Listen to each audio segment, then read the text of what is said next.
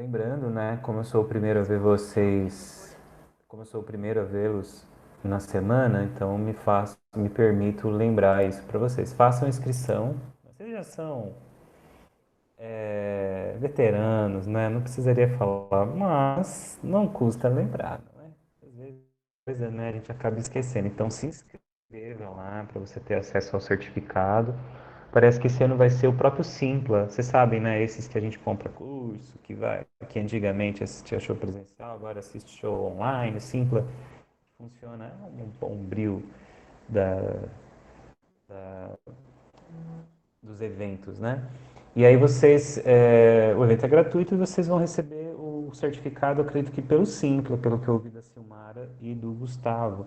Por isso que é importante vocês se inscreverem para horas complementares, etc, etc. As discussões, as palestras, discussões esse ano estão interessantes, né? Como a gente vem fazendo, os professores foram mais ativos na construção. E eu chamo atenção na sexta-feira, que eu acho que é um dia bem interessante. Os outros vão ser pelo YouTube, que vocês vão assistir. Mas na sexta-feira vai ser pelo Google Meet, né? Porque é para que possam ser feitas inscrições de Ô, perguntas, Pro, para que haja participação de vocês, porque é um tema da vida docente. é seu Fala, fone Cláudia. que está cortando, eu estou ouvindo intercortado, sou só eu, pessoal, ou vocês também? Tá também, tá Eu meio alto, também tô. baixo, tá oscilando. Coloca o outro fonezinho na orelha, professor, que assim ajuda. Mas os dois estão aqui, Então, gente. puxa o fone mais próximo, porque está cortando. Cada vez que o senhor faz assim, ó, a voz vai Ah, tá, para de entendi. dançar. Ah, tá bom, tá certo. Assim vocês estão me ouvindo. Não tem problema desse jeito. Tá, vou ficar com a mãozinha no queixo, assim como bom psicólogo. Deixa eu até posicionar assim, né? Mas assim eu não consigo mexer no mouse. Deixa eu ver assim, ó. Vou ficar assim. Assim vocês estão me ouvindo. Tá, então beleza. Vou ficar assim. Que situação, não é? Mais importante que a qualidade, né? Da imagem a gente deixa secundário. Mas vamos lá então. Bom, dados esses avisos, aí sejam bem-vindas aí também a Laís, que chegou, a Isabela, que sejam bem-vindas. Bom, então a gente está falando de psicologia hospitalar. Mas é importante dizer que psicologia hospitalar é polêmico. Como antigamente aquele meme do menino que já é adulto já. Polêmico. Psicologia hospitalar é polêmico. Parece que não, mas é. E eu acho que é importante a gente começar por aí. Eu coloquei um texto lá disponível para vocês. Ah, professor, não deu tempo de ler, né, professor? Tudo bem. O senhor está em falta em deixar o texto. Mas a gente vai continuar discutindo esse. Peraí, melhorou, Cláudia? Tá, tem que ficar paradinho aqui, desculpa. Estátua. Então, é assim. é, A gente vai continuar nesse texto semana que vem. Então, tranquilo? Então, sim, vocês. Hoje a gente vai discutir a partir de questões que eu vou trazendo para vocês, né? Mas que vocês vão encontrar no texto, escrito em outras palavras, e que semana que vem a gente vai continuar falando desse assunto. Porque eu entendo que essa aula, cujo tema é psicologia clínica versus psicologia da saúde versus psicologia hospitalar, parece, é, sei lá, né? Parece um triplo X, né? Nome de filme.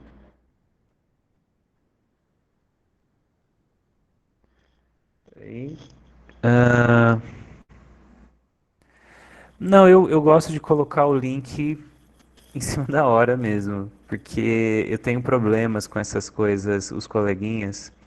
Não estou dizendo que são vocês, porque como para não ter que ficar pensando em um monte de turma diferente, eu vou explicar para vocês aqui, para vocês entenderem o meu lado. Lógico que é legal eu colocar o texto com antecedência, eu até estou devendo isso e a minha semana foi muito corrida, Eu acabei falhando não mandando para vocês todos os textos, mas eu faço isso assim que acabar a aula, não vou levantar daqui, mando todos os textos que estão numerados e vocês leem. Eu faço isso, até não vou parar de gravar, vou ficar falando, estou fazendo, tá? Para ficar registrado. Mas o link da aula sempre colocar em cima da hora no SEAD, embora sempre vai ser esse mesmo. Se você quiser salvar aí e tal, copiar e colar, sempre vai ser esse link. Ah, o SEAD deu problema. Vai ser essas letrinhas aí o nosso semestre todo. Mas por que que eu não coloco? Porque tem turmas que tem um grupo do WhatsApp.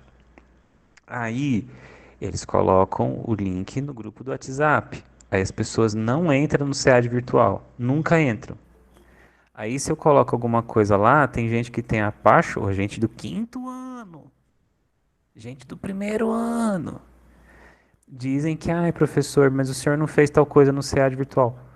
Como não fiz, santa? Como não fiz, santo? Coisas que eu faço com antecedência. E, além de tudo, ainda tem um outro problema, que são as pessoas que às vezes, sei lá, ou são fora da instituição, eu não sei o que acontece, que entram na aula, como está acontecendo esse semestre, as pessoas que entram na aula perdidos ou entram zoando. Então teve um dia que o menino entrou e colocou a música do Michael Jackson na maior altura. E ele não era aluno, pelo que os coleguinhas falaram. Eu fui investigando, falei assim, então, gente, mas o sistema da universidade não foi hackeado. Não tem o hacker de Araraquara que vai se interessar em hackear o SEAD virtual. Vocês mandam o link da aula em algum grupo? Ah, nós mandamos. Esse grupo, ele tem alunos que não necessariamente são da universidade, porque tem um pessoal que nem na universidade está, mas professor, então, eu iria sugerir para vocês não enviarem no grupo do WhatsApp, falando para essa turma, entendeu? Então, essa coisa do link e tal, eu sou a pessoa que pode ter certeza. 5h30, 6 horas é o horário que eu vou lançar o link. Nesse caso, eu errei por não ter mandado o texto com antecedência. Eu gosto que vocês leiam, incentivo vocês a lerem, e aí eu não mando o texto. Mas me perdoem, porque eu também perdoo vocês sempre. Do que, professor, sei lá, mas é o meu exercício, perdoar os alunos. Sempre. Então, ficamos combinados assim. Então, antes de eu desligar aqui o computador, eu mando todos os textos para o e-mail da Verônica que eu tenho. E aí vocês ficam com todos os textos. Para a semana que vem, a gente vai continuar nesse texto. Então, se você não leu e você lê durante a semana, tá tudo certo. Porque a gente faz uma discussão mais crítica a partir da leitura de vocês semana que vem. Tá bom? Beleza? Tudo certo? Tá bom. Então, o que é esse texto lá que vocês acessaram? Assim, por que nos interessa? O texto fala psicologia da saúde versus psicologia hospitalar. Então, a discussão que propõe talvez é um pouquinho menor do que a discussão que nós vamos por aqui. Nossa discussão é um pouquinho maior, né? Psicologia clínica versus psicologia da saúde versus psicologia hospitalar, né?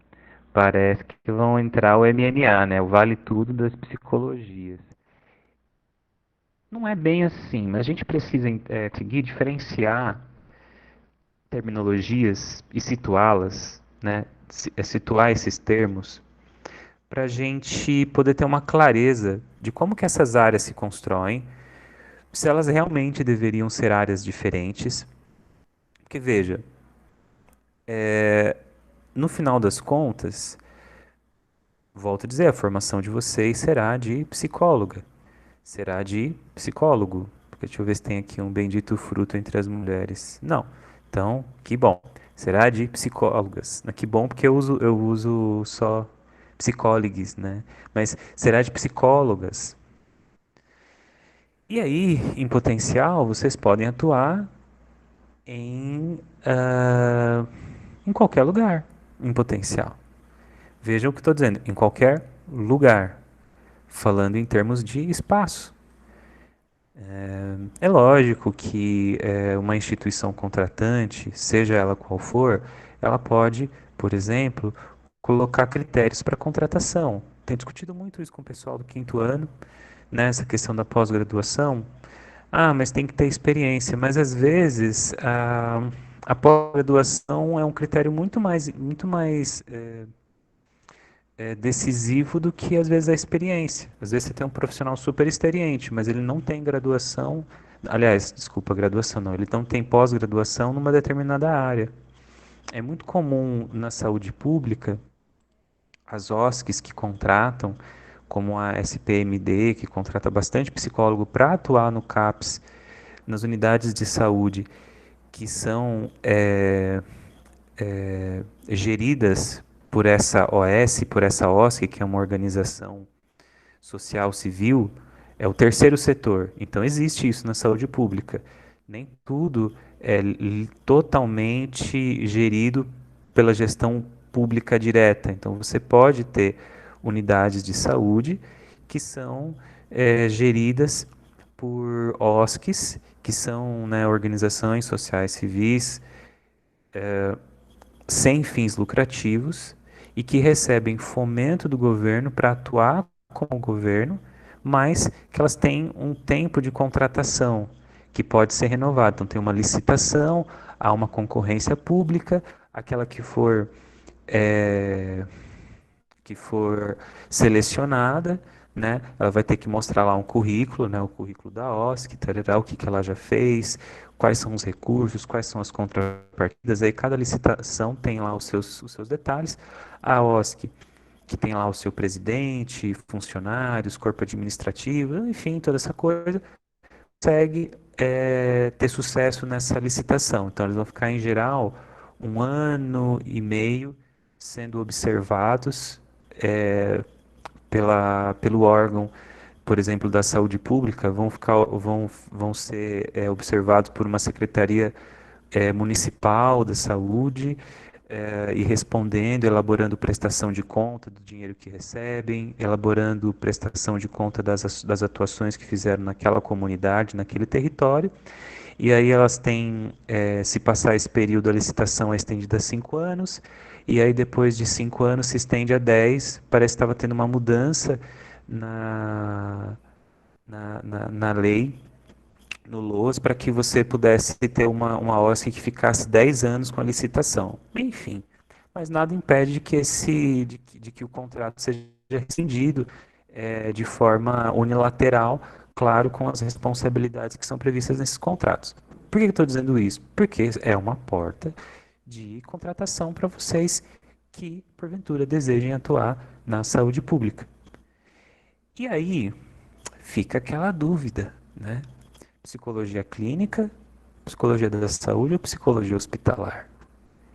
Qual a definição? Porque a nossa discussão aqui ela é com o pé no chão da realidade, da vivência, das possibilidades de estágio, das possibilidades de pós-graduação, possibilidade de entendimento agora, nessa disciplina, né? O quanto que vocês conseguirem aprofundar. Ah, professor, vou... Daí daqui a um tempo vocês falam, ah, professor, me inscrevi na pós-graduação, mas a disciplina toda o senhor já deu lá. Então, não tem nada de novo lá. Tipo, o problema é de que está dando a pós-graduação. Não me importa. Assim, mas o ponto é, ou você sai daqui já com grandes possibilidades de poder aumentar o conhecimento. Para mim, o importante é ampliar nessa disciplina, como em qualquer outra que porventura eu venha ministrar, ou supervisões que eu venha dar, ampliar as possibilidades de vocês construírem a psicóloga que vocês já são em potencial, certo? Então, não posso ficar aqui enxugando gelo para vocês, né, nem para mim, e não falando de problemas que existem teóricos.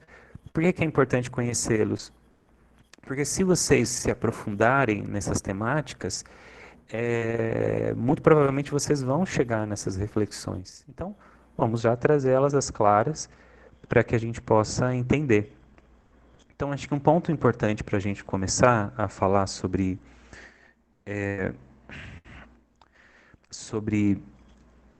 psicologia hospitalar é pensar, talvez, de onde a gente parou na aula passada, né? A gente falou da percepção que cada um de nós tem sobre quando a gente pensa, né, em hospital, e foi muito rico, né, a contribuição de todos vocês que quiseram contribuir, né? Era uma participação voluntária, mas foi muito legal ouvir vocês, né, os que compartilharam. E também a gente discutiu e falou sobre a origem do hospital. E aí a gente viu que a origem do hospital, na perspectiva do Foucault, e essa perspectiva me parece ser bastante acertada, não vai começar, pelo menos o hospital como a gente conhece, não começa na época medieval, lá nos monastérios, né, nas, onde eram encaminhados as pessoas que eram marginalizadas na sociedade medieval, pensando ainda numa sociedade eurocêntrica, né, centrada na Europa. Então a gente vai ter um hospital que acaba sendo um amontoado de gente que, por um desejo de cuidado religioso barra espiritual, né, de espiritualidade como crença e valor, vai cuidar das pessoas que não têm como acessar um médico nas suas casas, seja pelo custo disso, seja porque não tem casa, ou seja porque não tem um lugar estimado na sociedade. Então, estrangeiros, pessoas com deficiência, né, ah, profissionais do sexo, então prostitutas, né, pessoas de má fama, né, ex-apenados. Então essas pessoas vão acabar sendo cuidadas aí nas casas de misericórdia, né? Então a palavra já está dizendo casa de misericórdia, né? Misericórdia como um termo aí judaico-cristão de um exercício de uma ação de cuidado, né? Então exercer essa misericórdia, né? Com, ah, com as pessoas que passam por uma aflição. Na visão do Foucault, a origem do hospital não é essa, seria fácil a gente dizer isso. Como a gente entende que o Foucault faz um estudo localizado das coisas e ele tem uma perspectiva de procurar compreender as relações de poder e os processos de subjetivação, desse achatamento que cada pessoa sofre por essa relação de poder que se estabelece não só entre uma classe dominante e uma classe dominada, mas que se estabelece nas relações micro, né, nas relações, na microfísica do poder, e não só na relação entre uma pessoa e outra, mas na relação do corpo. Né? Então, essa ação de subjetivação ela se dá no corpo, controlando o corpo, vigiando o corpo e punindo os corpos não dóceis. Então, o processo é de docilizar os corpos, de controlá-los, de ter domínio absoluto, uma biopolítica, de dominar o corpo. E o corpo que não se permitir dominar, porque é um corpo não dócil, tem que ser punido. Ok? Até aí tudo bem? Marlane, Juliana, Andresa, Rosângela, Laís, Cláudia, que são os rostinhos em movimento que eu estou vendo, os outros são estáticos ou letrinhas. Estão acompanhando, né? Até aqui algum comentário, alguma observação? Ah, eu tenho o Douglas, é verdade, Douglas, desculpa. Bendito sois vós entre as mulheres, sois fruto de vossa mãe. Acho que eu errei aqui a reza. Amém. Então, com todo o temor e respeito aqui, mas vocês entenderam. Enfim, continuando. Então, sendo assim, como que, na perspectiva do Foucault, ele vai fazer essa leitura? Primeiro, ele mostra o levantamento histórico que ele faz, né? Então, ele é o tipo de pessoa que vai mostrar as evidências e não vai só ficar especulando. Por isso que não dá para encaixar muito o Foucault numa filosofia, porque um pouco que ele faz é um pouco de antropologia, um pouco de sociologia, um pouco de psicologia teórica.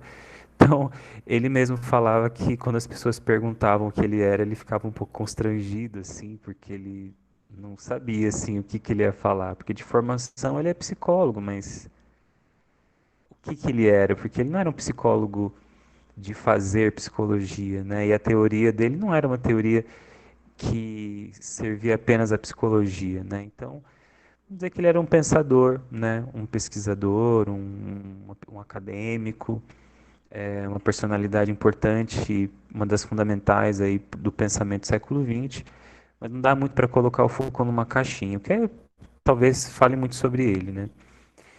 E então, qual que é o caminho assim que o Foucault vai fazer quando ele olha para o hospital, ele mostra evidência? Ele vai mostrar que o hospital nasce de uma necessidade financeira. A primeira necessidade financeira era controlar o contrabando que vinha da África e que vinham das colônias europeias, os diamantes de sangue, os santinhos do Pauoco, né? Estavam cheios de pedras preciosas, de ouro, vindo de todas as colônias e procurando entrar na Europa por meios não legais para que não fosse pago o tributo ou que aquele produto fosse confiscado, né? Hoje em dia a gente, alguém comentou, acho que outro dia aí, acho que foi na sexta-feira passada, de um programa que passa, acho que na Discovery Channel, que é aeroportos, né? Que aí as pessoas querem sair com droga do país, entrar com droga. E aí é uma situação, assim, só de pensar nesse programa já me dá, eu nem vi, mas já me dá uma sensação assim de vergonha alheia, de um constrangimento, sabe? Mas é A muito pessoa... legal esse programa. Ai, parabéns pra você que tem estômago, né? Pra mim, eu fico Não, mas é tão, engraçado mesmo, é legal. tão Não é moído triste. ainda. Então, eu me É apego um mais nesse documentário. lado aí da. É tipo, putz, que zica que a pessoa foi se meter. Meu filho, minha filha, minha senhora, meu senhor. Tem muitas dessas pessoas que deliberadamente fazem isso, né? Uma forma de. Mas é uma complexidade para a gente pensar, às vezes, a pessoa que se coloca no papel de mula, né? Olha o nome, né? Mula. Então ela está só carregando aquilo, né? E ela é responsabilizada por uma lei eh, que a coloca na cadeia por muitos anos, né? Se ela for, se o processo tramitar e ela, de fato, pelo Código Penal for condenada. Então, assim, é, é muito pesado. Mas, enfim, tem muito do que Foucault poderia falar aí sobre esse processo, né? De vigiar, de punir e tal. Mas pensando nesse processo, as pessoas vão tentando acessar os países com substâncias, com objetos, com coisas que não são necessariamente autorizadas de entrar naquele outro país e nem de sair do país de origem. Não achem que isso é uma coisa própria do século XXI ou da segunda metade do século XX. Isso já existia, sempre existiu. Isso não é novidade nenhuma. Só que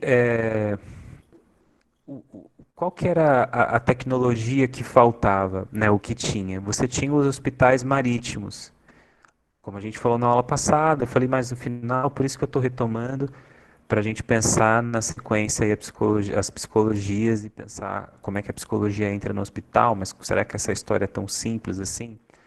Então a gente vai por esse caminho, mas o texto é bastante esclarecedor, mas a aula vai ajudar também a jogar um pouquinho mais de crítica e de luz. Porque tem umas coisas que eu leio lá no texto que eu não concordo muito, mas também vou pontuar para vocês, se não hoje, na aula que vem. Até porque o texto é de 2004, ele tem a sua validade, mas também tem que ser atualizado, não só pelo tempo, mas por quem lê, né, também. Isso é isso é um ponto importante. Enfim, então, o problema é que essas pessoas, né, que ficavam em quarentena no mar, era justamente um controle sanitário já.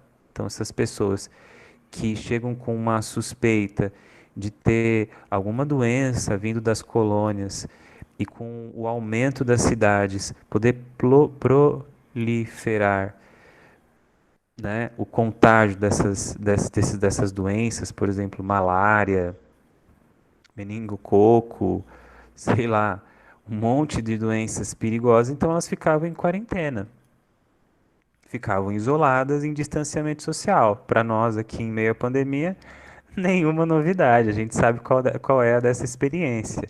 Uma experiência de isolamento. Só que como ficava em alto mar, era uma forma de burlar, porque as pessoas que iam para a quarentena não eram revistadas. Então elas tinham acesso mais facilitado ao continente. Aí ela, tô doente e tal, quarentena. Passava pelas regiões onde existia um risco maior de pegar determinada doença. Se pegava ou não pegava, era um risco da profissão. E ficava lá em quarentena e depois disso acessava o continente com as coisas que foram contrabandeadas. Ao se perceber isso, houve a necessidade de organizar, então, é, esse hospital, né, a forma de funcionamento desse hospital. E necessariamente você está falando, então, de controle. De controle. Hoje em dia, quando a gente pensa num hospital, a pessoa hospitalizada que fica internada, ela fica com as suas próprias roupas no hospital? Não, não. Seus objetos pessoais muito limitados. Às vezes nenhum, dependendo da área do hospital onde ela estiver, né? Isso nos nossos tempos, na nossa, agora, nesse momento, né? Então a gente começa a ter um controle. E junto com isso, vem também a necessidade, né, com os conflitos, pensando aí no final do século XVIII, mas principalmente durante o século XIX, né, com essa expansão das zonas urbanas, inclusive na Europa, que vão acontecer no Brasil na primeira metade do século XX, né, no Brasil que já é república, o ponto é que nossas industrializações são tardias e tal, em comparação com a Europa, com os Estados Unidos, mas o ponto é que nos conflitos que existiam, o governo faziam muitos investimentos pesados na formação dos soldados. E a ideia não era que o soldado morresse, porque a quantidade de soldados que se tinha era justamente o que ia dizer se esse país, se essa liderança tinha força para responder quando a diplomacia acabava. Então, se num conflito você perdia uma quantidade X de soldados, isso era previsto.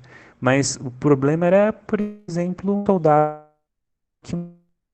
de gripe, de peste negra, entendem? E, tipo, ele não morreu em combate, ele morreu de diarreia. Diarreia mata, vocês sabem, né? Já matou muita gente já, diarreia. Então, nós, né, na verdade, precisamos pensar sobre isso, porque não era interessante que o soldado não morresse em batalha. Morrer em batalha, beleza, é uma perda que está prevista, mas não morrer em batalha é muito investimento. Então começou a ter os hospitais do exército que vão ter o mesmo tipo de controle que o exército faz, né?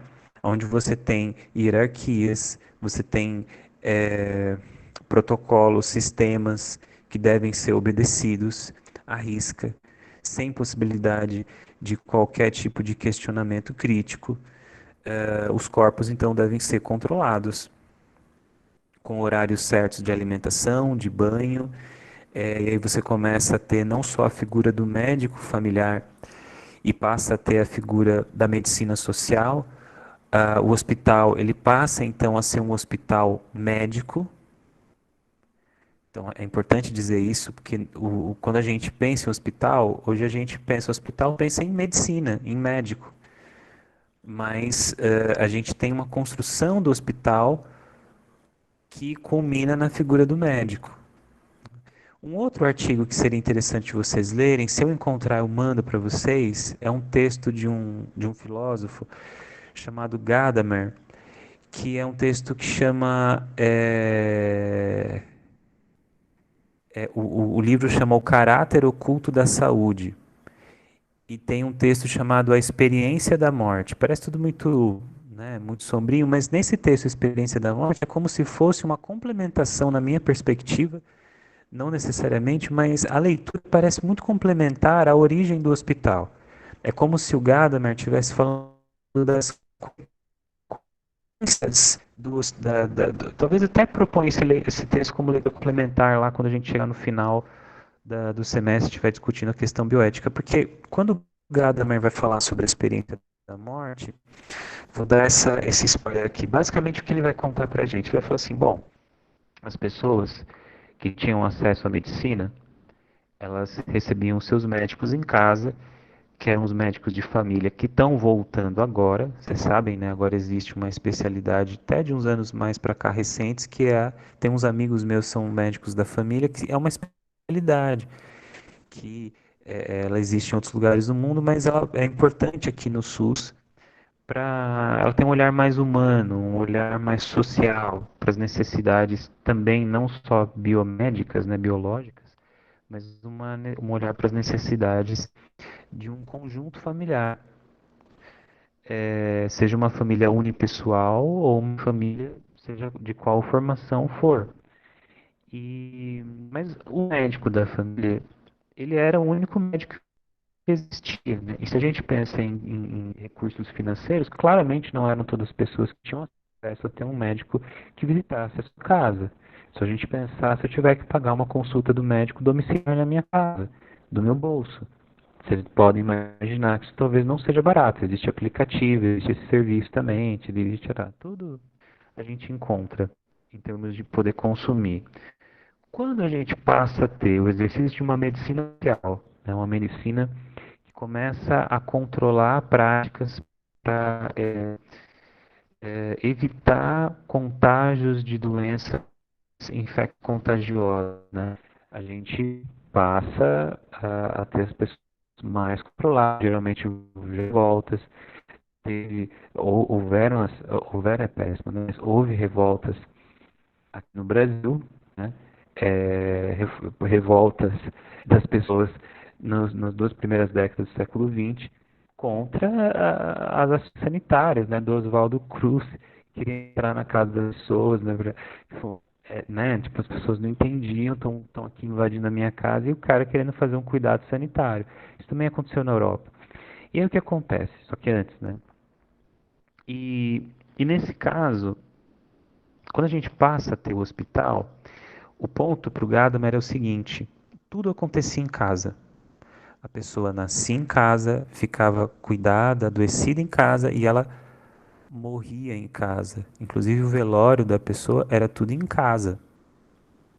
Então essa coisa de ter um cemitério e fazer o velório no cemitério, ou às vezes, né, como vocês já devem ter ido, velório que é feito na igreja, ou é feito em um outro espaço, num salão onde a comunidade se encontra, né, no barracão da escola de samba.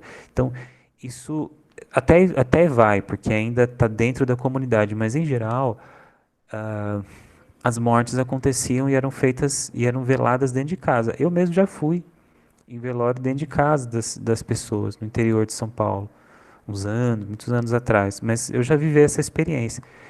Agora, ela não é mais a experiência vigente, né? Pensando que quase 80% das mortes no Brasil acontecem dentro dos hospitais, essa experiência da morte começa a ser uma experiência afastada, uma experiência que passa a ser vivida pelo médico, pelo profissional da saúde, e nós não vemos. Nós só vemos, não vemos a morte, mas vemos, sim, com certeza, Thaís. A gente não vê a morte acontecendo, né? A pessoa, ela parte distante, em geral, dos seus familiares, dos objetos, do lugar que é conhecido, e ela vai morrer num lugar asséptico. Um lugar onde não tem nenhum item pessoal dela, onde não há pessoas conhecidas, que ela pode criar afeição se tiver um nível de consciência, mas, em geral, não me parece que é isso que acontece. Quando acontece, então, essa transformação da experiência do nascer, do adoecer, do se recuperar e do morrer em casa, se afasta essa experiência da morte e passa a ser responsabilidade do profissional da saúde lidar com isso. É como se uma dimensão humana fosse tirada da gente. Talvez a gente consiga ter dimensão, ter noção, perdão, disso quando a gente pensa na situação da pandemia, quando a gente não consegue velar os nossos mortos. Quantas pessoas que a gente conheceu que faleceram na pandemia e nós não podemos ir no velório, nós só soubemos que essa pessoa faleceu e nós nem vimos o corpo. Nós não pudemos ir ao encontro da família, faltou materialidade. E parece que fica um vazio, fica uma coisa esquisita. Parece que falta algo, que, que de fato é uma necessidade humana a elaboração do luto. Então é disso que o Gadamer está falando. Ele fala que quando a morte sai de casa, a coisa já fica esquisita. Quando a gente tem situações epidêmicas, que aí há um afastamento social, como o que acontece hoje, né, ou deveria acontecer, a coisa fica mais esquisita ainda. Por que eu estou contando essa história agora? Porque me parece que é essa experiência que a instituição hospitalar foi construindo no decorrer dos tempos. Vocês conseguem perceber, então, que cada vez mais o hospital fica como lugar específico para lidar com situações limite de saúde e doença, ou doença barra saúde, e que me parece haver um afastamento da vida e do cotidiano onde a vida acontece. Então a gente não passa mais a nascer em casa, a gente passa a nascer a maioria da população no hospital. Quando ficamos doentes e precisamos ficar de cama e tal, vamos para o hospital. Quando alguém está próximo de morrer e precisa de cuidados, muitas vezes se opta por vai para o hospital. Então, tudo que envolve o processo de saúde e doença envolve necessariamente um afastamento do lugar onde você vive e do lugar onde você interage com as pessoas. Até aqui, quando a gente fala de hospital, tá? E a gente vai ter que quebrar um pouco essa visão hoje. Mas até aqui, tá dando para acompanhar? Cláudia, Laís, Rosângela, Juliana, Marlane. Tudo bem? Alguma pergunta, alguma observação? Se eu fizer um brinco assim, acho que vai ficar bem esquisito, mas ai, meu braço vai descansar um pouquinho. Pois bem, então essa questão dá para me ouvir, né? Beleza. Então, essa questão do hospital como centro de cuidado dessa relação saúde e doença, de fato, começou em algum momento, embora no início resolver um problema econômico barra social, passa a ser um problema para os sistemas de saúde em todo o mundo. Vocês conseguem, aí eu vou querer a participação de vocês. Vocês conseguem imaginar porque se entrar tudo no hospital é um problema? Vocês já pensaram sobre isso? Vocês podem pensar, pensando, por exemplo, como que a gente acessa recursos de saúde, né? A gente sempre vai para o hospital? Como é que funciona isso? Vamos pensar um pouco na nossa realidade. Pensem um pouco e compartilhem comigo aí.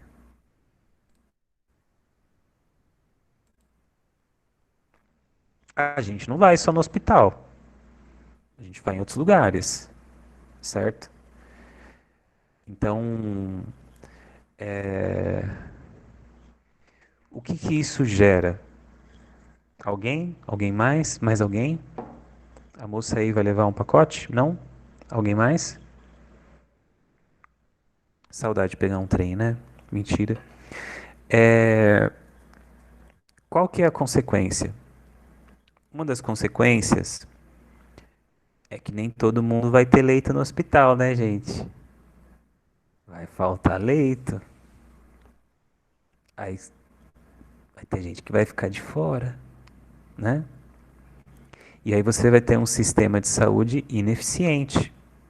Não quer dizer que ele não seja eficiente para quem consegue acessá-lo, mas ele é eficiente porque ele não atende às demandas da sociedade. E aí o que acontece quando você tem um recurso que ele é um recurso escasso? Pode falar, Cláudia. Eu vi que você, a não ser que você está, né?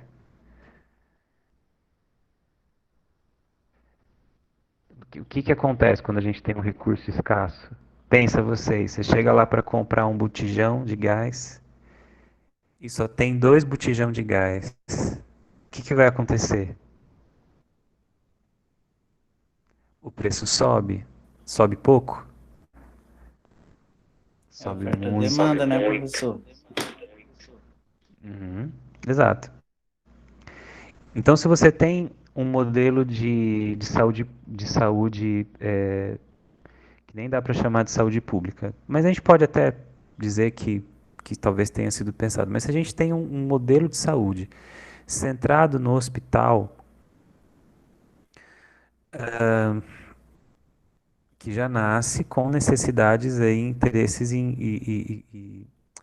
com foco, né, econômico, né, e controle. Que é essa luz que Foucault joga para nós. Então quer dizer que o hospital é mau, vamos derrubar os hospitais. Não, não faça isso. Mas a gente tem que entender a origem de como esses aparelhos, como essas instituições surgem. Enfim, não pode ficar, como eu disse para vocês, em granjeiro. Então, essas instituições têm lá as suas origens. Mas se a gente tem um recurso, que é o hospital, e que não vai ter leito, pensem em vocês, nós somos 210 milhões, mais ou menos, acho que um pouquinho mais, de habitantes no Brasil. Digamos que 10% da população brasileira precise simultaneamente de leitos hospitalares. Ou seja, 21 milhões de pessoas precisam de leito hospitalar. O que vocês acham que acontece?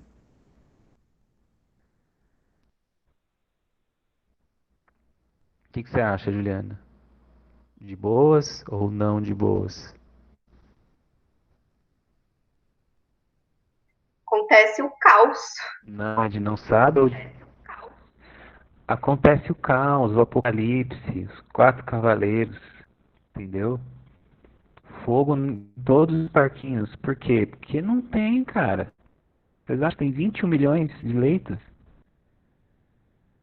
Que em partes, não chegou a acontecer essa doideira toda em todo o Brasil, mas aconteceu sim em várias cidades, em várias regiões do Brasil. Veja você lá em Manaus.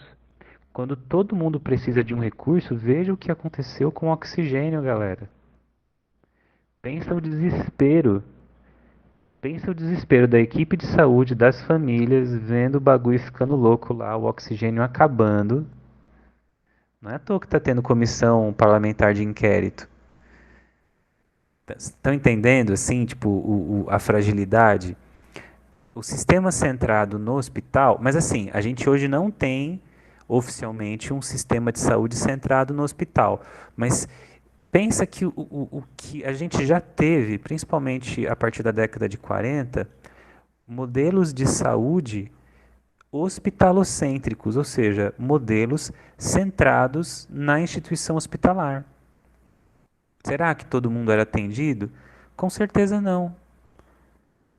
Passa a ser um recurso limitado, um recurso com custos altos para o usuário, né, para o cidadão, e até certo ponto muito lucrativo. E tudo isso tem a ver também, são vários aspectos. Nem tudo isso que eu estou falando está lá no artigo. Mas, aliás, essas partes aqui, muitas delas ainda não estão, mas veja vocês, quando que essa situação muda? Porque hoje em dia a gente tem CAPS, a gente tem unidade básica de saúde, posto de saúde, tem UPA, tem vários núcleos, muitos núcleos relacionados a vários tipos de demandas da sociedade, não só núcleos de saúde, mas também sociais. Mas pensando nos de saúde, a gente tem um aparelho de saúde que é diferente do que era até a década de 80. Então, vou jogar umas anotações aqui. Eu vou falar pensando mais assim em Brasil, tá? Antes eu vou dar um salto primeiro, né? Deixa eu dar um salto mais antigo, então, para falar do conceito de saúde, que eu acho que é importante falar para vocês, porque a mudança do conceito de saúde fez também que as leis nos países também se moldassem às novas perspectivas de saúde. Por isso que entender as noções, os nomes e as noções, não só o nome, a palavra, mas a noção que aquele termo carrega, é importante para a gente entender, inclusive, as mudanças históricas. Porque a palavra, o que é saúde? Essa pergunta já foi respondida de maneiras diferentes pela mesma instituição. né? Então, se a gente pega, por exemplo, vou colocar aqui, tá, em tópicos, OMS e a noção. Ai, que saudade de uma lousa. Então, OMS e a noção de saúde, né? Então, depois da Segunda Guerra Mundial, a gente vai ter a necessidade, então, seja depois ali de 1945, 46, 47, 1948, a gente vai ter a Carta de Direitos Humanos, né, a Declaração de Direitos Humanos, Declaração de Direitos Humanos. Né? Então a gente tem a Declaração de Direitos Humanos. Faltou um O ali, mas vocês perdoam. E o que acontece com a Declaração de Direitos Humanos? A gente vai ter que a saúde, né, é um direito humano. Certo? Educação é um direito humano. Né? O direito à vida é um direito humano. Direito à dignidade. Certo? Direito à liberdade. E isso a gente já discutiu em outras disciplinas, que a gente já conversou, que tem muito a ver com as coisas que foram deflagradas, né, os crimes de guerra, né, os crimes internacionais que foram cometidos no decorrer da Segunda Guerra Mundial, né, principalmente, talvez o mais importante entre vários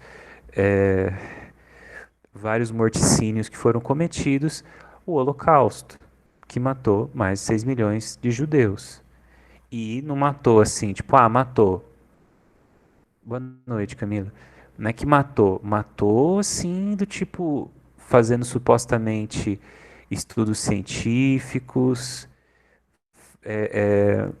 fazendo tortura em vários níveis. Então, assim, um nível de violência absurdo, assim, que expôs a uma ruptura com qualquer tipo de valor que se tivesse. Então, as nações tiveram que publicar uma declaração de direitos humanos que as nações que fizessem parte da ONU, né, da Organização das Nações Unidas, precisaria primar por aqueles direitos e que eles iam ser discutidos e o país que não seguisse poderia sofrer embargos econômicos e então essa instituição ela teria o foco de lidar com essas questões a partir da Declaração de Direitos Humanos.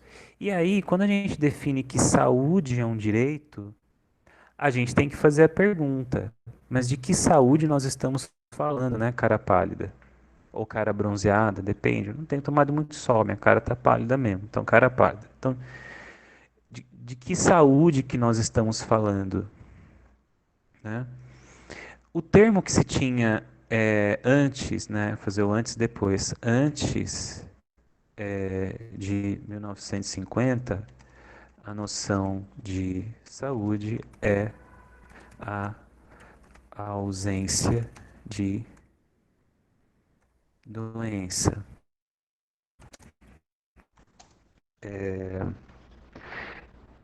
Com o advento da Organização Mundial da Saúde, OMS, a noção passa a ser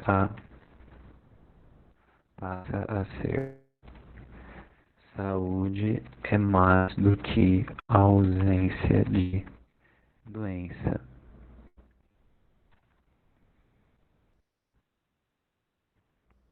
Então, antes de 1950, a noção de saúde é ausência de doença. Tá doente, Cláudia?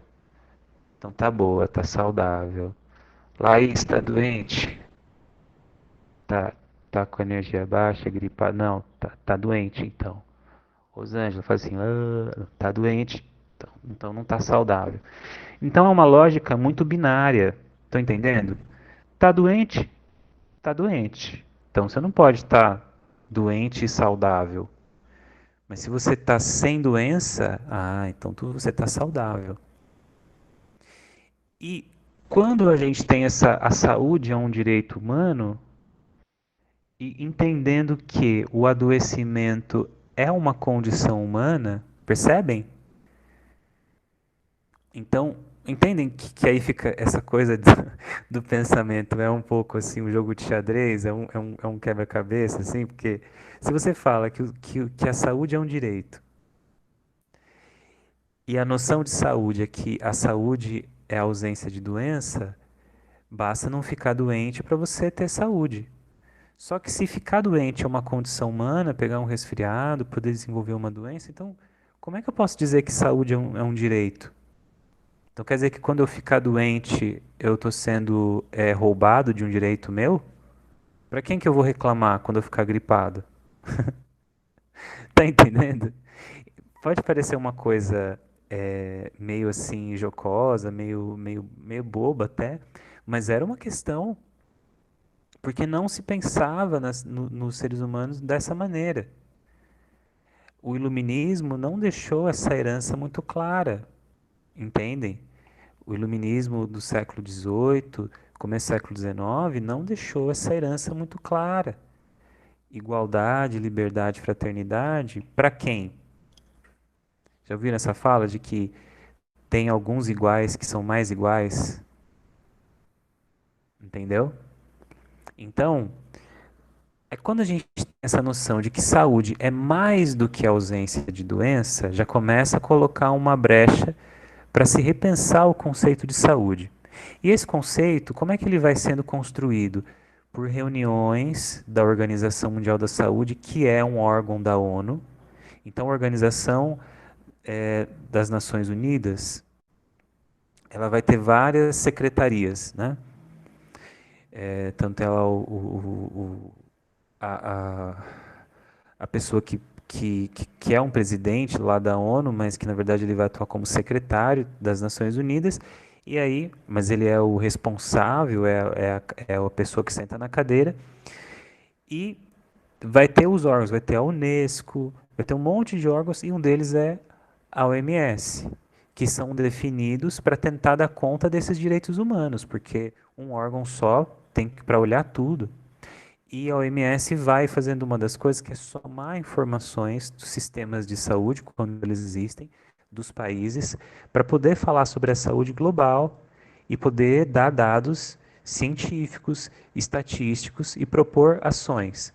Nas décadas seguintes, década de 50, década de 60, década de 70, essa década é importante para a saúde internacional, porque acaba nessa época acontecendo uma percepção da importância do aspecto social da saúde. A necessidade de sistemas que considerem os sistemas de saúde que considerem a, a, a necessidade do acesso universal. Porque se a gente fala que a saúde é um direito, vamos pensar o Brasilzão, década de 70, não tinha o SUS ainda. Hoje a pessoa é vacinada, ela falava viva a ciência, viva o SUS, né? Mas pensa na década de 70 que não tinha o SUSão. Não tinha o SUS. Talvez alguns de nós aqui viveram essa época. Tinha que pegar a fila no NPS. Se tu tinha alguém lá que você era dependente e tal, que tinha carteira assinada, porque era para os trabalhadores. Então, tu estava desempregado, estava numa situação bem complicada. Enfim, durante o regime militar, durante a ditadura. Aí o que acontece? Isso no Brasil. Mas no mundo, a gente começa a perceber, quando a gente vê os textos, e eu vou colocar aqui, carta de... Eu acho tão bonito esse nome. Alma-Ata, é o nome de uma cidade, se eu não me engano, no Cazaquistão. Nome bonito, Alma-Ata. Não sei porquê, é um nome bonito. Vou colocar o nome de algum passarinho aqui. Ó. Alma-Ata. Mentira, não quer passarinho. Acho triste. Quem tem eu respeito, mas não acho triste. Cachorro não voa, então um cachorro eu tenho, passarinho não. Carta de Alma Ata, se eu não me engano, é em 1978, que ela é publicada. E o que é o importante dessa carta da Alma Ata? É uma das reuniões da Organização Mundial da Saúde que vai acontecer nessa cidade, no Cazaquistão, se eu não muito me engano. Não é Afeganistão, é Cazaquistão, certamente. E essa carta, todos os países que fazem parte ou faziam parte da Organização das Nações Unidas, tu não foi, o Brasil não foi, tá? O regime militar em 78 não mandou nenhum representante do, né, do nosso Instituto, né, Nacional de Previdência Social, mas, independente de qualquer coisa, é o seguinte: o país faz parte das organizações, da Organização das Nações Unidas, é uma das nações que compõe, então, não importa se você foi ou não, é compulsório. É igual reunião de condomínio. Para quem, se alguém mora em condomínio. Se não foi, azar o teu. Se teve quórum, eles decidiram lá, já era. É igual reunião de sindicato, meu. Ah, mas não, eu não concordo com a greve. Tu foi? Então, faltou teu voto. Tinha quórum, foi decidido. Então, a reunião, produzir um documento que a gente encontra na internet, na íntegra, que é falando sobre uma noção de sistemas de saúde que deveriam pensar na prevenção da doença. Então, é na Carta de Alma-Ata, na década de 70, por pensar os sistemas sociais e pensar o alto custo dos hospitais e a dificuldade que a maior parcela da população tem de pagar pelos custos hospitalares e que o próprio país tem dificuldade de custear os custos, né, de bancar os custos hospitalares, que se entendeu que era necessário sistemas de saúde que trabalhassem com prevenção das doenças e promoção da saúde. Vou colocar aqui, né?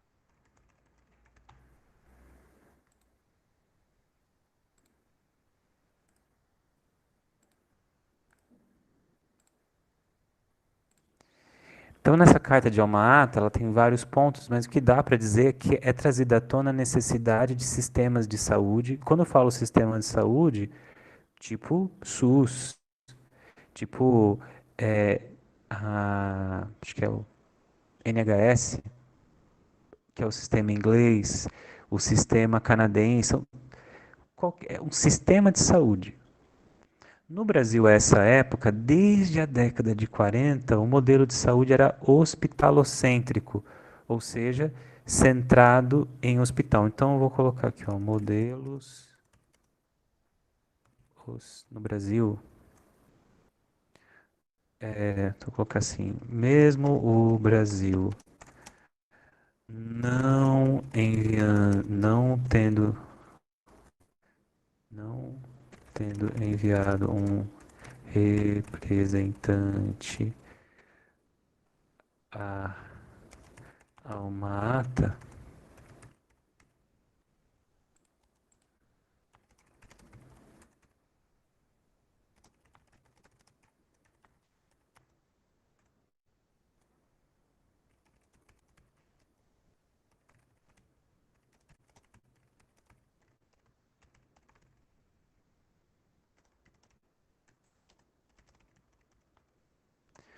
tá? Então, mesmo o Brasil não tendo enviado um representante a uma ata, dane-se, faz parte da ONU vai ter que se adequar, e aí são colocadas metas a cada dessas reuniões oficiais, que foi o caso dessa reunião que gerou o documento da Carta de Alma-Ata. E, basicamente, o que importa para nós é essa transição de um sistema que era centrado em hospitais, não só no Brasil, mas em vários lugares do mundo, principalmente no hemisfério sul, sempre olhando para os países onde o nível de desigualdade social e, consequentemente, de adoecimentos, de doenças que poderiam ser prevenidas, como diabetes tipo 2, como hipertensão, isso já na década de 70, como mortalidade infantil, entendem? Estão acompanhando a lógica aqui? Está dando para acompanhar, gente? Só para saber se eu estou chegando em vocês aí. Então, são doenças crônicas que trazem prejuízos enormes à saúde, mas que podem ser prevenidas. Com certeza, com mudança de hábitos, mas também com a melhora sanitárias, né, das condições sanitárias, com saneamento básico, né, como uma rede por exemplo, com saneamento básico, uma rede de água e esgoto, né, segurança alimentar, né, promoção da saúde como promoção também de hábitos, né, prevenindo doenças com vacinação, né. Então, tudo isso já estava posto na década de 70. Apenas 10 anos depois, no Brasil, com muita luta, com a queda do regime barra ditadura militar, com os movimentos, por exemplo, de luta antimanicomial, aí a psicologia foi muito importante, como muitos profissionais de saúde, muita gente, de fazer muita força para que a gente tivesse um documento, como é o documento da Constituição Federal de 1988, que nele já tem a necessidade, já lá nas cláusulas pétreas, a gente tem na sequência, acho que entre lá o. Ah, esqueci agora a referência exata, mas não importa. Depois vocês leem lá, depois eu coloco aqui o link da lei. Mas vocês procuram, vocês acham. A definição do SUS. Então, a definição é um sistema único de saúde com acesso universal, cuidado integral e com equidade, isso é importante. Qualquer pessoa pode acessar, independente do seu status social, gênero, raça, religião. Entendem? Então, o SUS ele admite a equidade, a universalidade, porque ele vai se propor ser total das necessidades de saúde, e integral, porque vai tentar cuidar de todas elas. Claro que a gente tem um sistema enorme, é o maior sistema de saúde do mundo, é o SUS, de saúde pública do mundo é o SUS. Então, mérito nosso, mérito do Brasil, mas gerir o maior sistema único de saúde do mundo, de sistema público, não é brincadeira, né? É complexo, existe, claro, o risco de ter muitas improbidades, de ter dificuldades da implementação de práticas, mas eu vou até um certo ponto aqui, para a gente poder ainda, né, falar da questão de onde é que a psicologia hospitalar entra nessa história, mas principalmente começar a pensar as diferenças entre as psicologias, porque é a mesma psicologia. E às vezes a nomenclatura de psicologia clínica, psicologia da saúde, psicologia hospitalar, gera um pouco de confusão quando a gente pensa de forma mais criteriosa, mais crítica sobre isso. Mas só terminando aqui esse assunto aqui que eu acho importante para a gente terminar. Então, apenas 10 anos depois,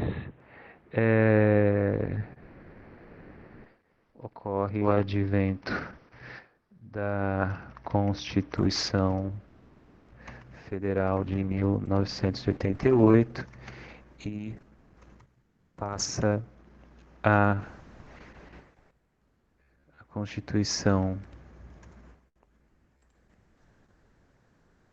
de 88 e na década de 90 a transição de um modelo centrado no hospital para um modelo de prevenção e promoção da saúde. Tá? Aí a gente não vai entrar talvez tanto nesse mérito agora, mas aí a gente começa a ter o programa de saúde da família, que começam a ter os agentes de saúde super importantes no Nordeste. Lá no Nordeste a coisa começa a dar muito certo, porque são pessoas que fazem parte da comunidade e que levam, e que ao mesmo tempo levam como buscam informações, e essas pessoas fazem parte da comunidade, até que o programa de saúde da família passa a ser então a estratégia de saúde da família. Ela passa a ser a forma como se vê a saúde pública no Brasil, e aí a estratégia de saúde da família, ela vai ter os seus desafios próprios, a gente passa a ter necessidade de mais tecnologias e aparelhos que atendam as comunidades, né?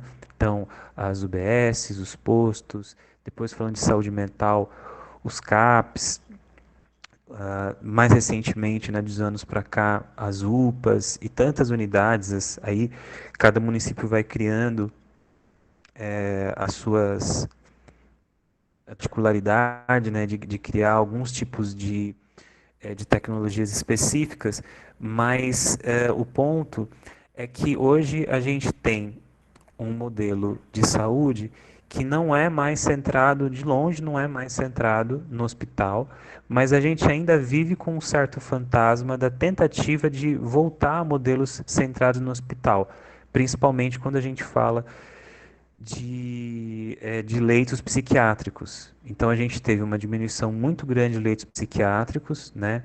Muito por conta da luta da década de 80 e que continua até hoje da luta antimanicomial.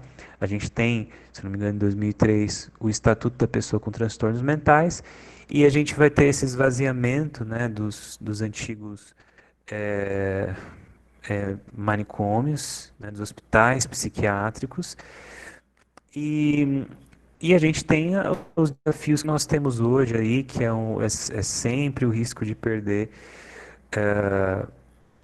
a possibilidade de ter a saúde pública sendo feita cada vez, e principalmente a saúde mental, porque o que estabelece os CAPs e a maioria das tecnologias de saúde mental são medidas provisórias, ou seja, depende do presidente. Se o presidente atual decide devido às suas alterações aí de prioridades, ele decide desfazer alguma dessas medidas, a gente pode ter um enfraquecimento da saúde pública. Então, que não é centrada em hospitais, né? E há interesses de que se aumente leitos psiquiátricos. A gente tem que chegar a entender que são recursos. Se há necessidade de leitos psiquiátricos, existe alguns momentos, né? Ninguém vai dizer que uma pessoa, por exemplo, com um surto psicótico, que ela não precise muitas vezes de um leito psiquiátrico. O que a gente precisa entender é que nós, nesse sistema de saúde atual, nós trabalhamos em níveis de prevenção. E o maior enfoque não é, é o nosso, a nossa porta de entrada é a prevenção primária e a promoção da saúde. Mas nós não temos só a prevenção primária, nós temos a prevenção secundária e a prevenção terciária. E aí é que entra no nosso sistema, Brasilzão, o hospital. Na prevenção terciária, também na secundária, mas principalmente na terciária. Esses termos de prevenção primária, secundária e terciária são esquisitos para vocês ou dá para vocês entenderem? Dá para entender, Cláudia, dá para entender, Laís, Rosângela, dá para entender, Juliana, Andresa, dá para entender. Então, beleza. Então, vou colocar aqui, então, atualmente, mesmo durante a pandemia de Covid-19, o Brasil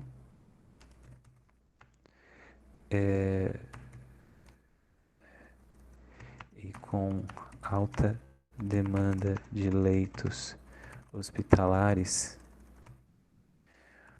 o Brasil, o sistema de saúde brasileiro, o SUS, se configura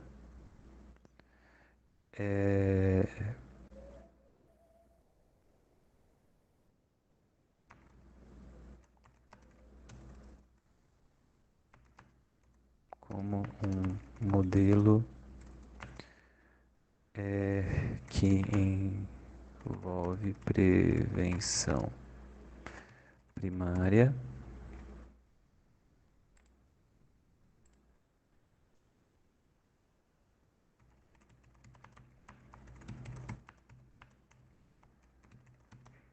e terciária.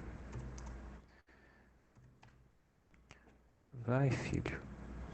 Atualmente, mesmo durante a pandemia de Covid-19 e com a alta demanda de leitos hospitalares, o SUS se configura como um modelo que envolve prevenção primária, secundária e terciária. Então, o que a gente teve foi uma grande demanda da prevenção terciária. Mas se a gente analisar criticamente, o que acontece? Por que houve uma demanda tão alta de leitos hospitalares que se caracterizam aí como um nível de prevenção terciário, que é quando você precisa do leito de hospital, internação hospitalar, pronto-socorro, leitos de UTI?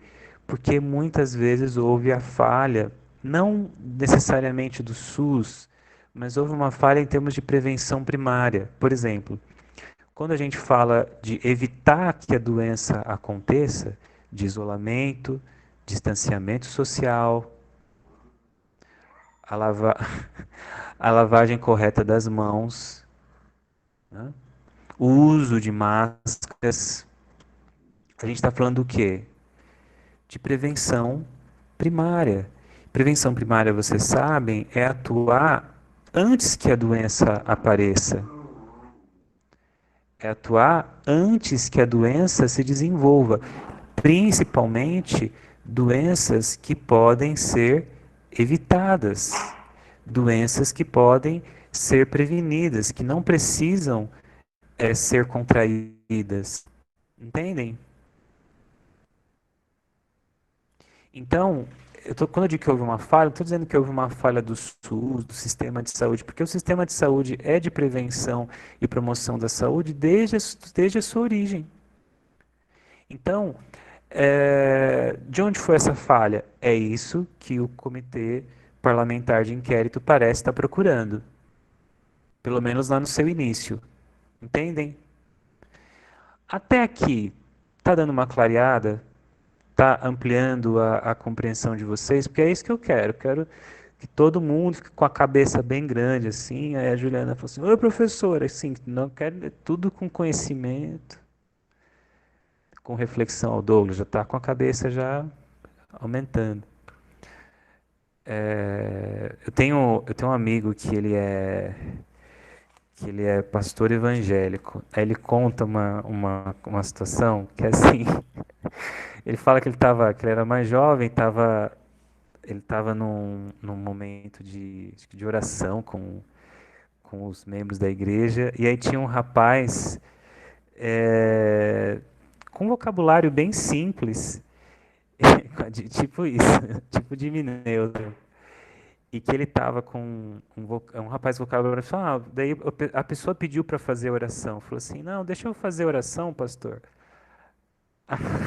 E, e aí esse pastor, ele tem uma cabecinha meio grande, esse amigo meu, ele tem uma cabecinha meio... A cabecinha dele tem uma condição óssea privilegiada. Ele tem uma caixa craniana com aquele formato muito bonito, assim, de você ver. Você fala assim, nossa, olha só que coisa bonita. E aí a pessoa deu as mãos assim e falou assim, oh meu Deus, meu Pai, que o Senhor nos ajude aqui nos nossos estudos, que as nossas cabeças cresçam. Aí o pastor, seu amigo parou, era só falou assim, não, não, a minha não pode crescer mais não. Acabou a oração na hora. Não vou falar amém pra isso daí, não. Ele ficou super assim, ele conta essa história brava. Que história é essa de cabeça crescer? Então, se alguém tem essa situação aí, me desculpe.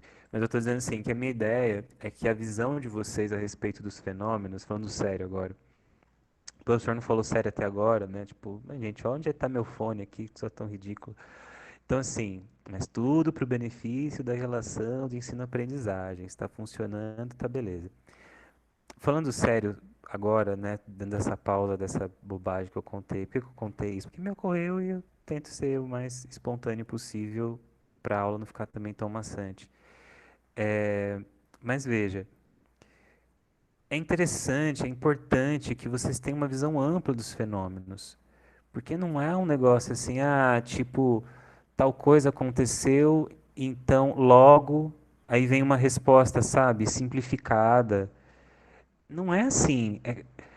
Tudo tem uma história, vocês viram? O que eu quis dividir com vocês é um pouco, uma parte muito pequena da história da construção de noção de saúde. E aí é onde eu quero chegar com vocês. A noção de saúde continuou a mesma no decorrer das décadas? Não. A noção de saúde foi mudando.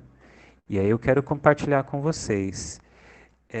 Neste momento, a noção de saúde para a OMS é a seguinte.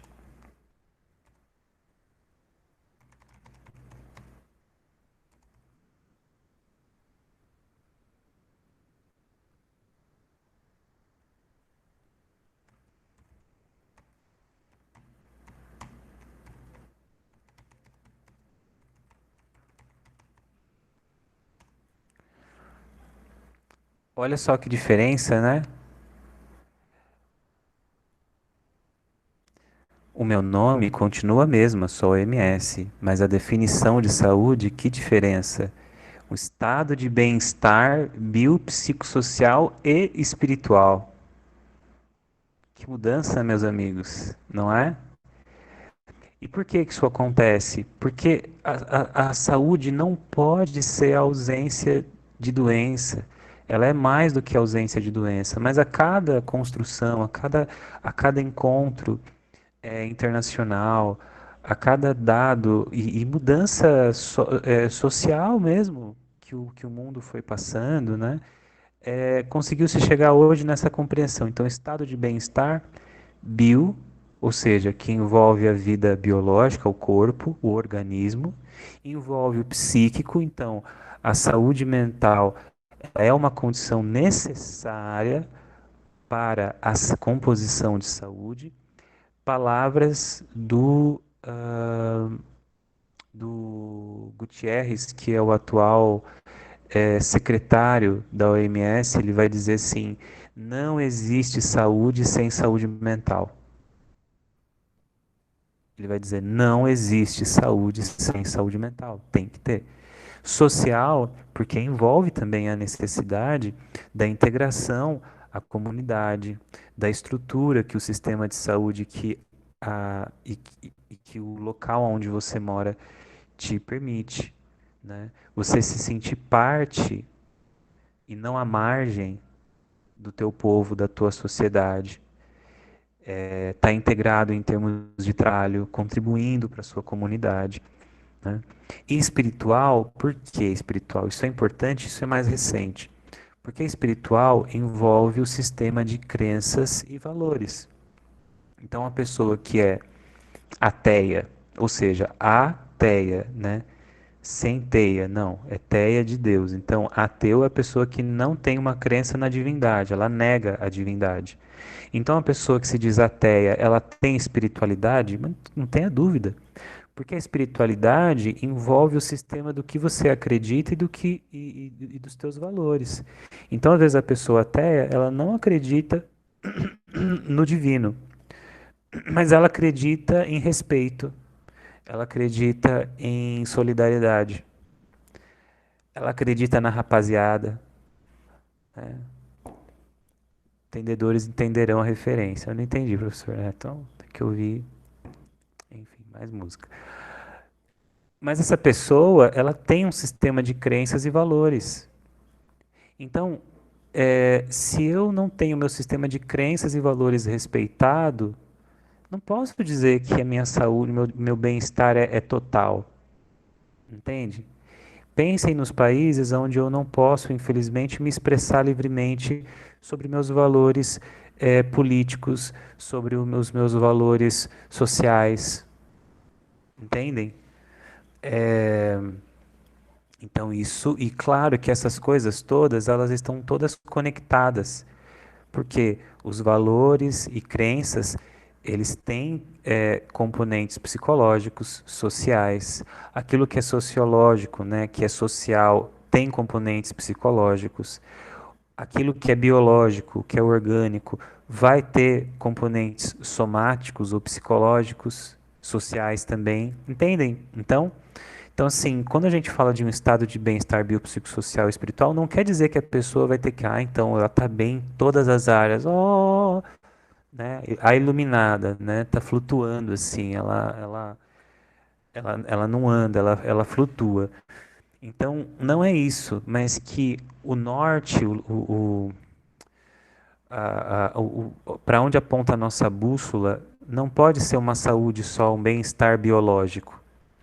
Porque aí seria saúde como ausência de doença.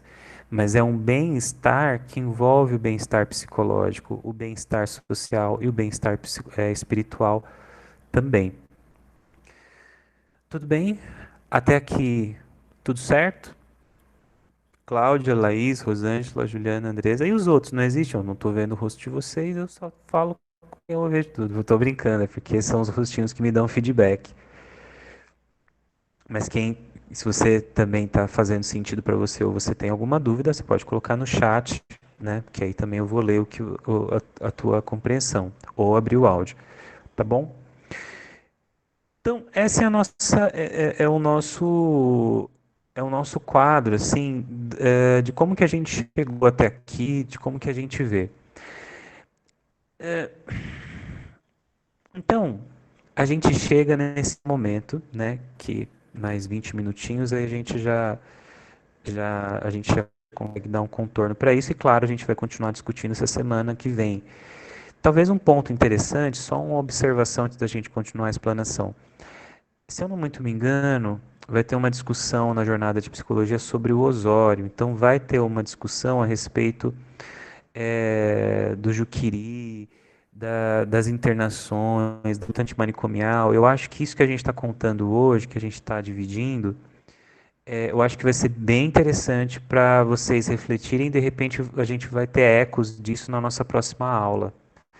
Porque aí a gente está falando de um sistema de saúde que é todo voltado, entre aspas, para a saúde mental, né? Ou para pacientes psiquiátricos, se vocês preferirem, e que ele é todo hospitalocêntrico, né? E é totalmente diferente do que é a proposta hoje, que a gente, claro, tem que continuar lutando para um sistema que funcione, porque o sistema que é centrado no hospital, ele minimamente não atende toda a população. E foi aquele cálculo que eu fiz e que a Laís respondeu muito bem, né?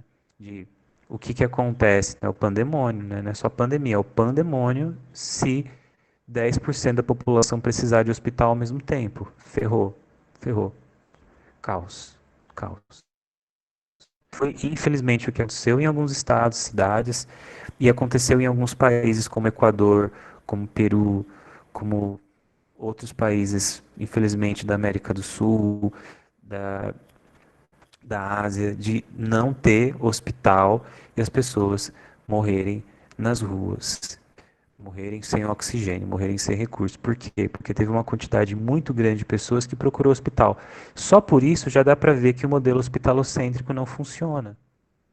Não estou dizendo que nós estamos no modelo hospitalocêntrico, oficialmente nós não estamos. Por isso que é muito mais eficiente a gente pensar em prevenção primária. certo? Agora, o hospital é desimportante, é desnecessário? Com certeza não. Só que ele não é a porta de entrada. Ele não pode ser porta de entrada. E até 88, até antes da Constituição, oficialmente, o hospital era a porta de entrada. E, claramente, não dá para ser. Não aguenta. A gente precisa prevenir e promover a saúde bem antes da necessidade do hospital. Agora, aí tem uma questão para nós, que é aí que a gente quer chegar e que o texto traz um questionamento que a gente amplia um pouquinho aqui no título da aula, que é psicologia clínica versus psicologia da saúde versus psicologia hospitalar. O que acontece? Na nossa graduação, a gente tem, aqui na Unib, a gente tem várias, aqui na Unib, tipo, vocês entenderam, né? Aqui no nosso encontro, né? Sendo todos nós pertencentes de uma forma ou de outra à instituição da Universidade de Ibirapuera, né? Como docente, como discente. Então, nós da Unib, seja no processo de lecionar ou no processo de assistir a aula e de cursar o curso mesmo, a gente tem uma série de possibilidades, né? E boa parte do curso de vocês, e isso não dá para negar, ele tem exercícios de reflexão que vão para um caminho do que a gente poderia chamar de psicologia clínica. Não é isso? Então, muitas vezes vocês vão ter aulas, ou já tiveram muitas aulas, muito mais pensadas e voltadas para a psicologia clínica, dentro de um certo entendimento do que é psicologia clínica, né? Mas, ao mesmo tempo, se a gente pensa o que é a psicóloga, o que é o psicólogo? A psicóloga e o psicólogo são, na verdade, profissionais da saúde, é ou não é? E nesse sentido, a gente junta forças, compõe uma frente de outros tipos de profissionais que têm uma formação bem diferente da nossa. Por exemplo, médico, né, médica, né, nutricionista, fisioterapeuta, terapeuta ocupacional, fonoaudióloga, educador físico, enfermeiro, enfermeira, né, pessoal da enfermagem, medicina veterinária, etc. São 14, né, com a gente. Então, o ponto é o seguinte: ah, nós somos uma profissão da saúde, mas ao mesmo tempo a gente aprende a psicologia clínica, mas e aí tem a especialidade reconhecida pelo Conselho Federal e Regionais de Psicologia, que é a especialidade de psicologia hospitalar. Mas se a gente for pensar, a psicologia clínica e a psicologia hospitalar não seriam psicologias da saúde? Porque se a psicologia clínica, ela se propõe... Isso aqui é uma provocação que eu estou fazendo. O texto, na verdade, não responde muito isso. Só no final, nas considerações, vocês vão ver que o texto das autoras, ele começa a trazer um pouco isso. Mas assim, se a psicologia, ela é uma profissão da saúde, a psicologia clínica não seria uma psicologia da saúde? A psicologia hospitalar não seria uma psicologia da saúde? Se a psicologia é uma profissão da área das ciências humanas, mas também uma profissão da saúde, não é uma redundância falar psicologia da saúde? Não bastaria só falar psicologia? Então, assim, entendem o que eu estou querendo dizer? Que não é uma resposta muito simples, né? Quando a gente começa a comparar. Então, o que diferencia? Vamos fazer um teste. O que diferencia a psicologia? Não precisa responder, mas pensa aí. O que diferencia a psicologia clínica da psicologia da saúde? Entende?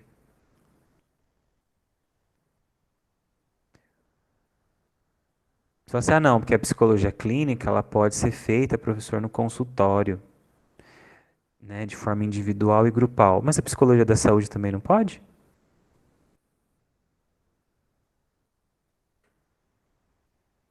Entende? Então, e a gente vai pensar que essas áreas, elas vão ter contribuições científicas, acadêmicas, e que muitas vezes elas podem dialogar, mas parece que talvez a criação de nomenclaturas, como psicologia clínica, psicologia da saúde, elas dificultam às vezes a construção de uma perspectiva mais ampla, como essa que a gente está conversando aqui. O que as autoras vão definir, e isso eu já vou meio que dar para vocês também não ficarem, oh, que ansiedade, não vou dormir à noite porque eu não sei a diferença entre psicologia clínica e psicologia da saúde. Oh, meu Deus, ajudai-me, amém. Tipo, é, o que o texto vai dizer é o seguinte, ele vai falar o seguinte, basicamente, vai falar assim, psicologia, as, a diferença de perspectivas entre a psicologia clínica e a psicologia da saúde é que a a primeira, né, a psicologia clínica,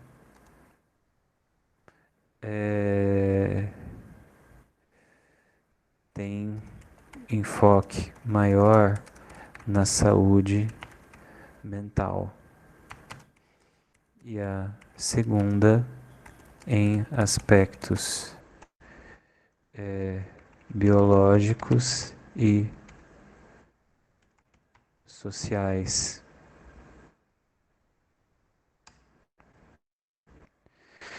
Então o texto ele vai basicamente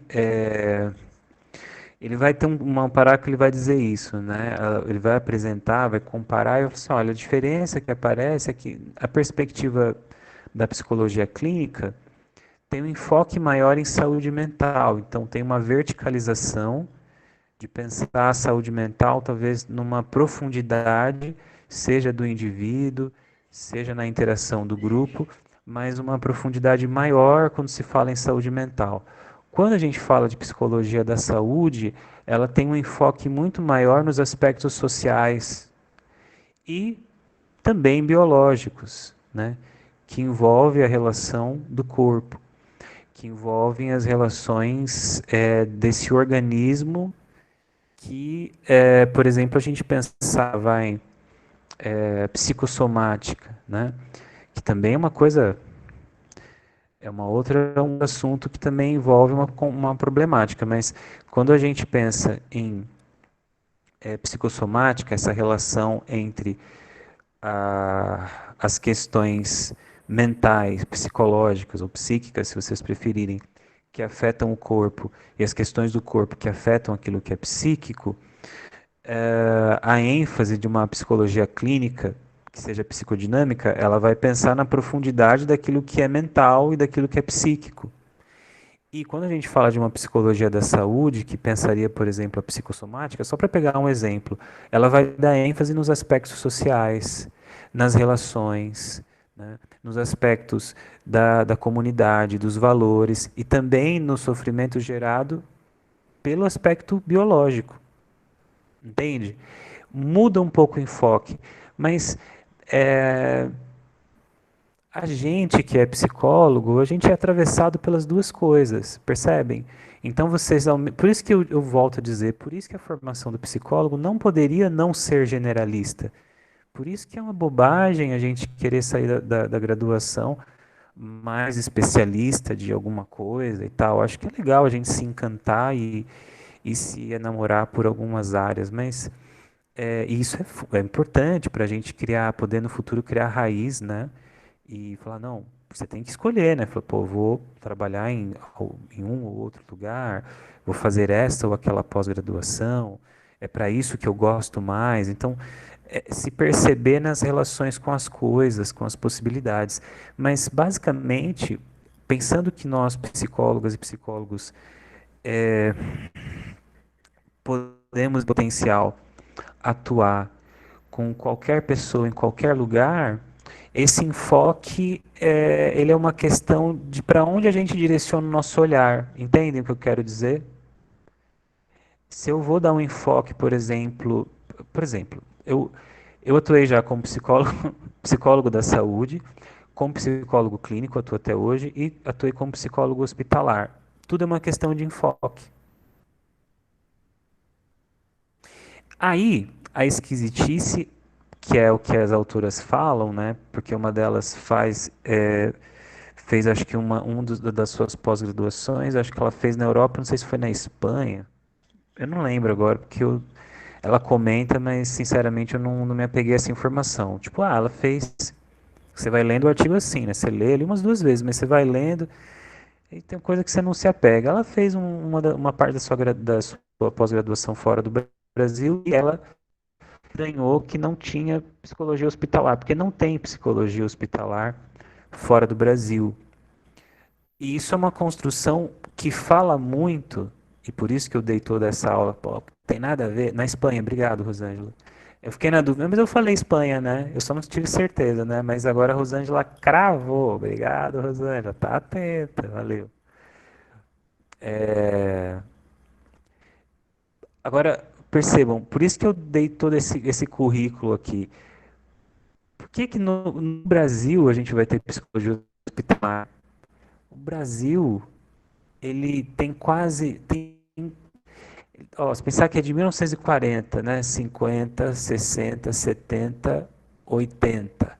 Então, são 40 anos. Então, agora o SUS, 90, 10, 20.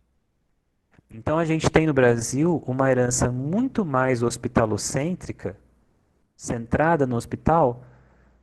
A gente não chegou ainda na idade do tanto que o Brasil é centrado no hospital em termos de sistema de saúde. A gente ainda está construindo um patamar para se equiparar ao tempo cronológico de que o Brasil oficialmente é hospitalocêntrico em termos de sistema de saúde. Entendem? Então, não é de se assustar que o Brasil é o único país que tem a psicologia hospitalar. É para a gente olhar com maus olhos a psicologia hospitalar? Claro que não. Porque você pode ser uma psicóloga hospitalar, né, em potencial, um estagiário nessa área. O que eu chamo a atenção para vocês é que nada dessas coisas são ingênuas, entende? Existem sempre construções históricas, interesses socioeconômicos, desdobramentos que a gente já pega o bastão na corrida e a gente precisa saber de onde veio e para onde a gente está correndo. Porque na nossa vez a gente tem que saber agir como posso dizer, agir com entendimento e crítica do que a gente está fazendo. Senão a gente vai ser mais um pegando o bastão e levando, não sabe se de onde, não sabe se para onde, entendem? Por isso a minha insistência da gente ver isso, ter isso que o texto fala um pouco, mas não muito, então eu dei procurei, né, fazer expositivamente aqui ah, uma forma que vocês tivessem essa visão mais ampla. Acho que eu vou até pegar o que eu coloquei aqui na nossa conversa, transformar em slide. Um slide branco com as letras pretas, tá? Não exige muito também de mim. Só bem objetivo, tal, lá um PDFzinho para vocês tal poderem comparar e tal. Acho que eu vou fazer isso, que eu estou devendo para vocês texto, então eu estou me sentindo um pouco culpado. Então, depois eu já vou resolver a questão do texto, faço um slidezinho para vocês e aí, porque acho que é até legal para vocês poderem consultar isso no futuro, né? Agora, o que acontece, que eu acho que é a crítica que a gente pode fazer já de cara, é que a psicologia hospitalar, e isso é uma crítica, eu vou só colocar essa última observação, a crítica do texto da aula de hoje e, e da próxima, que é o mesmo, né?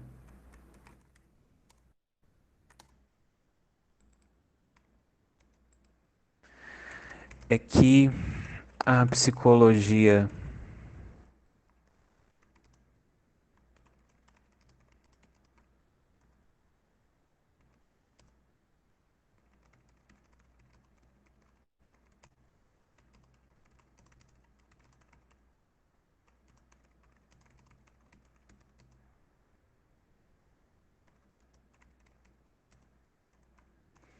Então, a crítica do texto da aula de hoje e da próxima é que a psicologia hospitalar é a única especialidade definida pelo local e não por tipo de atuação ou área, porque quando a gente fala de psicologia clínica, a gente não está falando de clínica como um espaço físico, a gente está falando de uma área de atuação.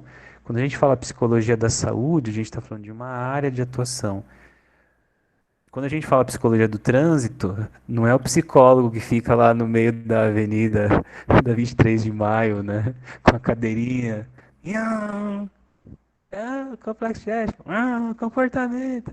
Não, o psicólogo que atua na área do trânsito, claro, né? Ah, o trânsito não é local, professor? Não, é a área. É a área, amiguinha, amiguinha. Psicologia organizacional e do trabalho é uma área. Claro que você, na clínica, você vai ter um espaço físico, no trânsito você vai ter um espaço físico, no organizacional do trabalho você vai ter um espaço físico, mas a gente está falando de área, de campo de atuação. E o hospital é o único que trabalha com essa lógica do lugar.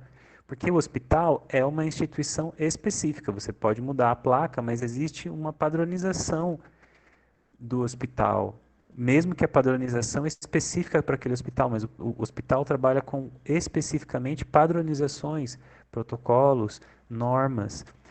Pensem na origem dos motivos de como o hospital surge e de como ele se desenvolve, né, como até chegar ao ser o centro do, dos sistemas de saúde, pelo menos até o advento do SUS aqui no Brasil. Então, qual aonde que o que as autoras dizem pra gente? A gente vai discutir isso semana que vem de maneira assim mais ampla. Eu queria mais ouvir vocês também sobre a leitura. De que a psicologia hospitalar, para se inserir não só no Brasil, mas numa discussão mais internacional sobre o fazer da psicologia, ela precisaria se entender como uma área da psicologia da saúde. Porque a psicologia da saúde, ela pode atuar no âmbito da prevenção primária, da prevenção secundária, da prevenção terciária. Agora, o hospital, por ter essa noção de lugar, se faz essa crítica de que ele vai atuar só numa questão secundária e terciária. Não tem como você fazer psicologia hospitalar de forma primária. Aí eu tenho uma crítica. Eu acho que dá, mas aí você tem que abrir mais a caixinha. Eu digo por experiência e por um entendimento crítico teórico de que eu acho que dá para fazer. Mas não que o hospital como lugar, ele mesmo vai te proporcionar você atuar como prevenção primária. Claramente não. Mas que o psicólogo hospitalar pode e deve atuar também em prevenção primária. Por isso que é importante a gente receber essa contribuição da psicologia da saúde e entender essas diferenças entre a psicologia clínica para que a gente, como psicólogo, faça essa mudança de enfoque na gente. Entenderam? E a gente ser esse centro, né? Cada uma de vocês, cada um de vocês, ser esse lugar onde a perspectiva muda.